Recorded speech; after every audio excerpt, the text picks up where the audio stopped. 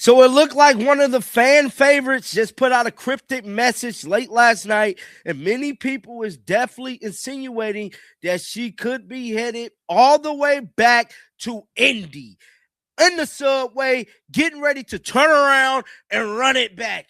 That is Megan McConnell, man. If you guys don't know, Megan McConnell was one of the 3 women that was let go by the Indiana Fever when they did these first set of waivers. Now, with that being said, a lot of fans was really, really mad about this Megan McConnell situation.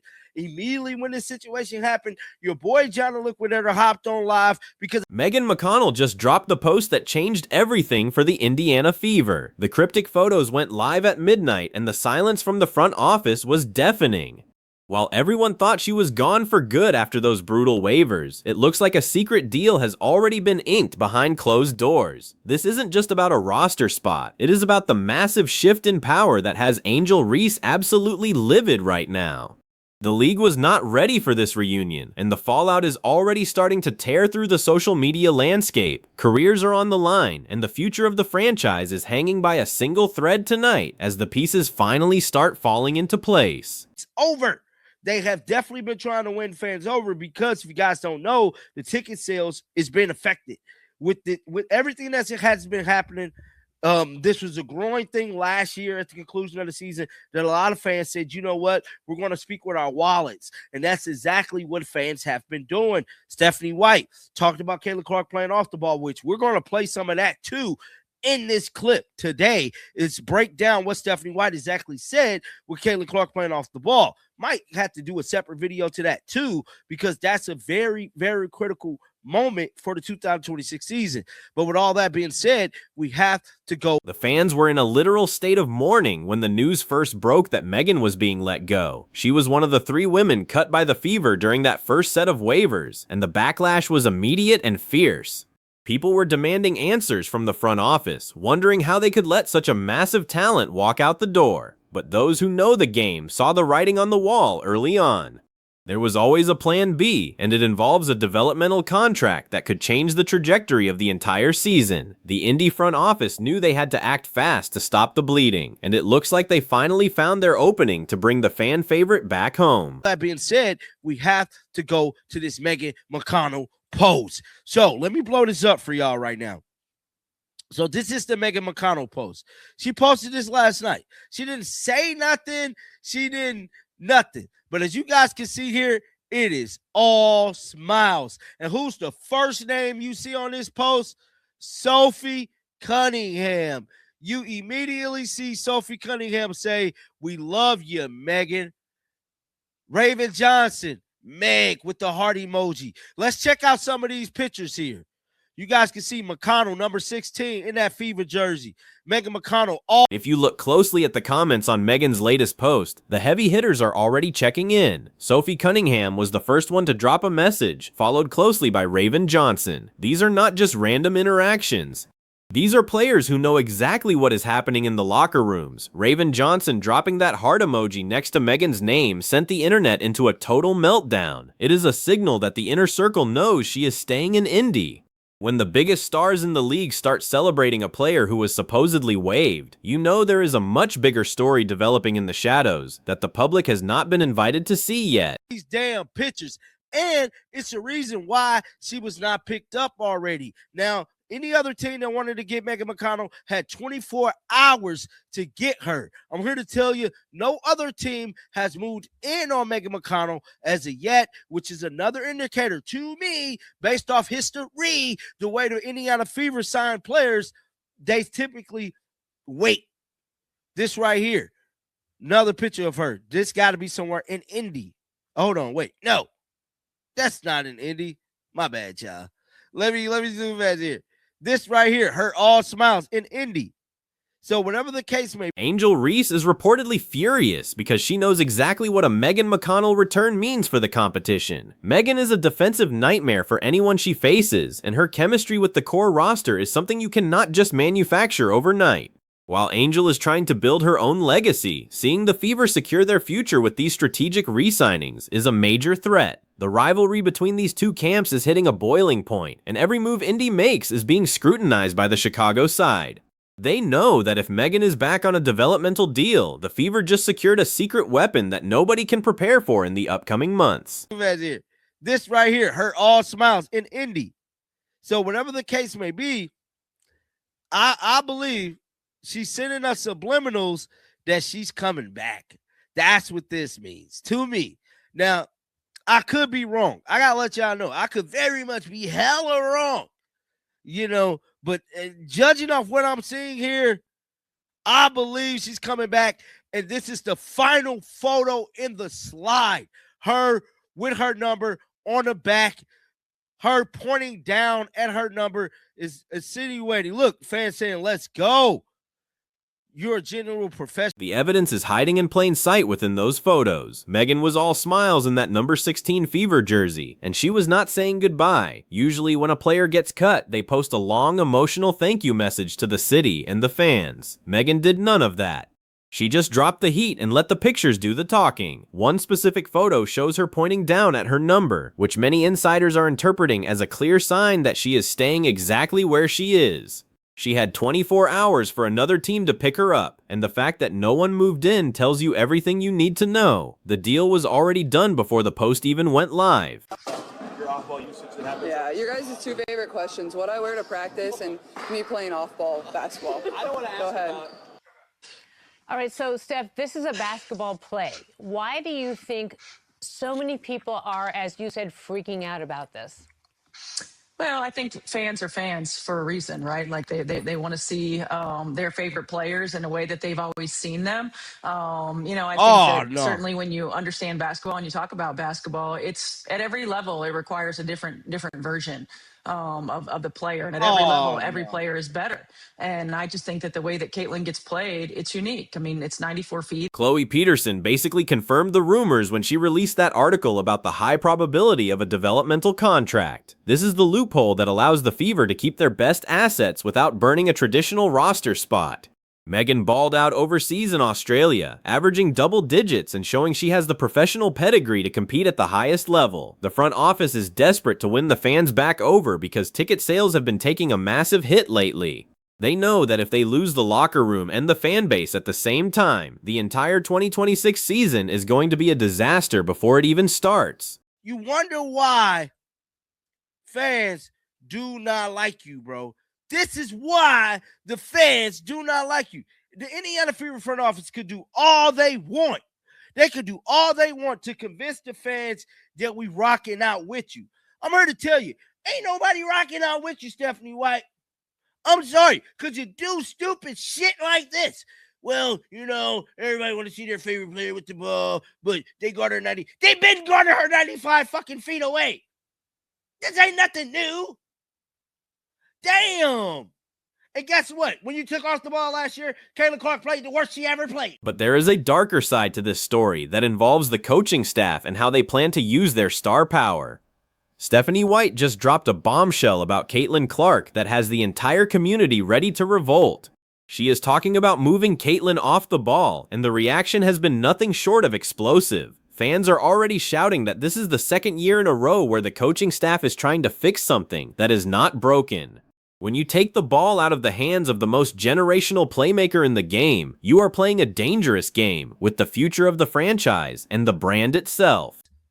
Bro, this experiment that she's trying to do, she's going to ruin Caitlin. Caitlin need to get the hell out of Indy. I'm sorry. Caitlin need to get the hell out of Indiana immediately. Don't renegotiate no contract with their ass. Don't do none of that, CC. Get the hell out of Dodge is what I'm trying to tell you. They trying to ruin you, girl. They trying to just destroy your brand, your likeness, your fan base, your everything. Wonder why fans be going off? Because the shit they do. This is what they do. Caitlin, we want the best for you. We want to see you prevail. Just not in a Fever uniform if they're going to be doing shit like that. The logic being used is that Caitlin is being hounded for 94 feet every single game, and they want to free her up. But the fans are not buying it for a second. They remember what happened last year when this same experiment was tried. Caitlin played some of her worst basketball when she was forced to play off ball, and to make matters worse, she ended up getting injured during that stretch. It makes zero sense to repeat a failed experiment that already proved to be detrimental to her performance and her health. The frustration in the community is reaching a level where people are telling Caitlyn to get out of Indy as fast as she can. This is where the Megan McConnell re-signing becomes so critical for Caitlyn Clark's future. If the coaching staff is going to persist with these questionable tactical decisions, Caitlyn needs a supporting cast that understands her game better than anyone else. Megan is that bridge. She provides the defensive cover and the secondary playmaking that can mitigate the damage caused by a poor offensive system. By securing Megan, the Fever are essentially building a safety net around their star player. It is a move to protect their investment even when the coaching decisions seem to be working against the natural flow of the game. Stephanie White seems fed up with the questions already, which is a major red flag so early in the process. She told the media that fans are just fans and they want to see their favorites play a certain way, but coaches see the game differently. That kind of dismissive attitude is exactly why the front office is struggling to keep the supporters on their side. You cannot ignore the people who are paying for the tickets and the jerseys, especially when those people are pointing out valid concerns about the star players' usage.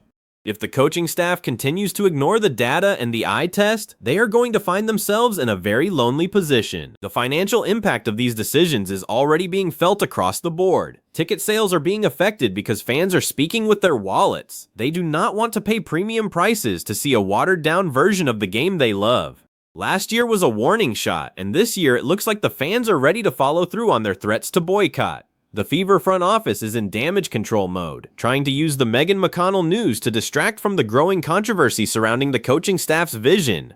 It is a high-stakes shell game where the players are caught in the middle of a war between tradition and innovation. Angel Reese is watching all of this play out with a very keen eye. Every time the Fever makes a mistake or creates internal friction, it gives the rest of the league an advantage. Angel knows that a fractured Fever team is a team that can be beaten.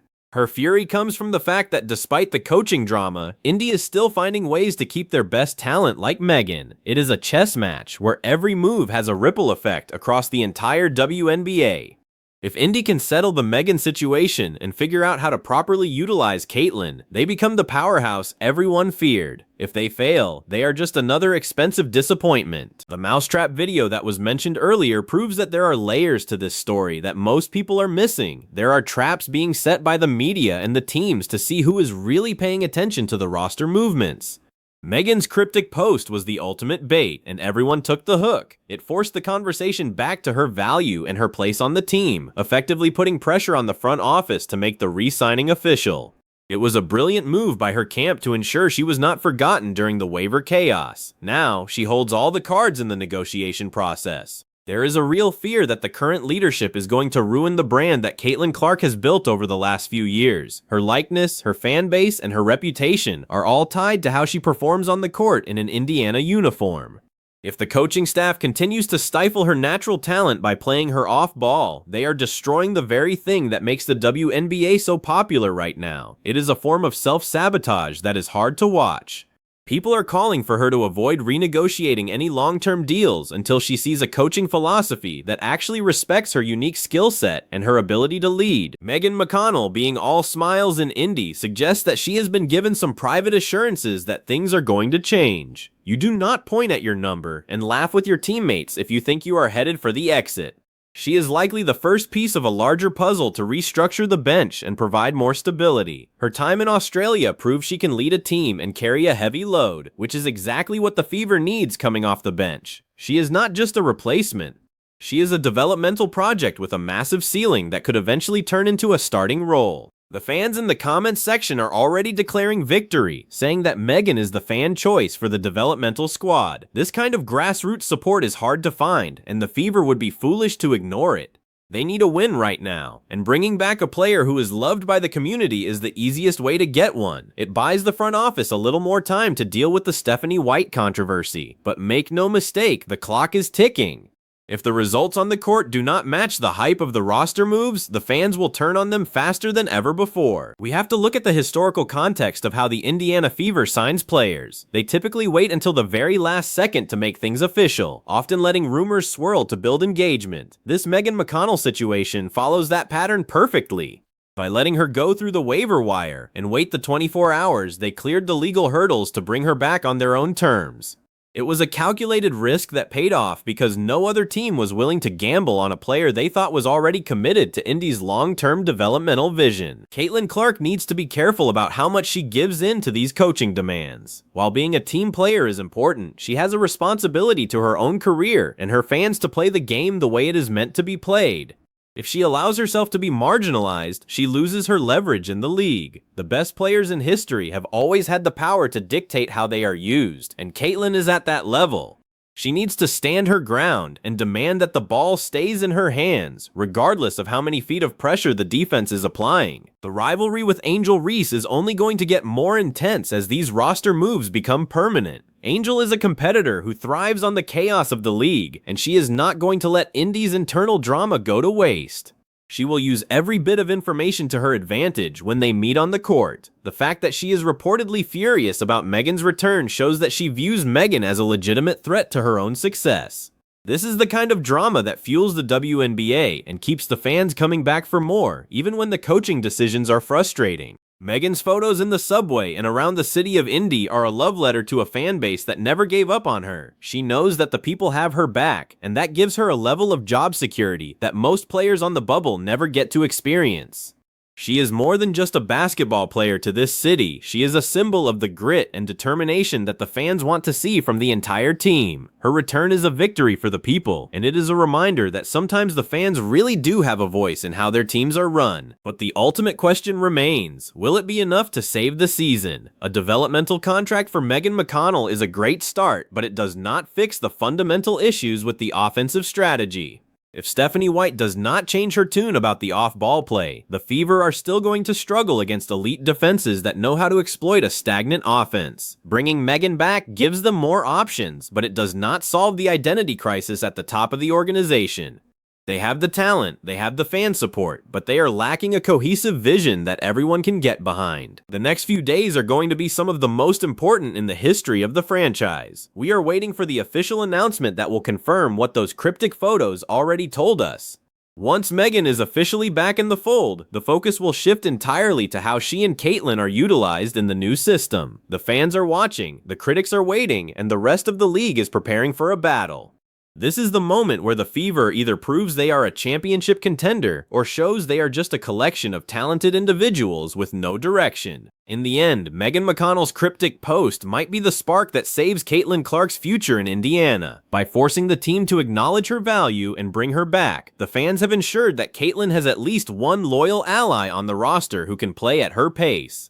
The drama with Angel Reese and the coaching staff is just noise compared to the bond between these players. As long as the core stays together and the fans stay loud, there is still hope for this team to achieve something legendary.